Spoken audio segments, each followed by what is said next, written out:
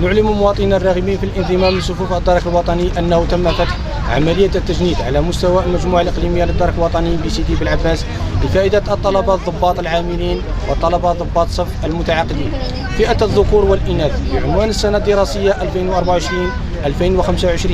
أين قامت قيادة الدرك الوطني بتحديد شروط التجنيد بالنسبة للمترشحين. تجنيد مباشر على أن لا يتجاوز سن الراغب في التجنيد 22 سنة على الأكثر، مستوى الدراسي شهادة بكالوريا أو السنة الثالثة ثانوي متممة.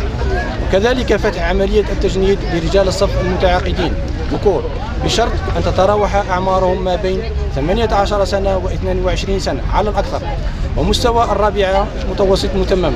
على المترشحين الراغبين في الانضمام لصفوف الدرك الوطني زيارة الموقع الإلكتروني بري انسكريبسيون وMDN وديزاد الخاص بالتسجيلات الأولية مع التقرب من الفرقة الإقليمية والمجموعات الإقليمية للدرك الوطني على مستوى كامل التراب الوطني لإيداع ملفات الخاصة بالتجنيد.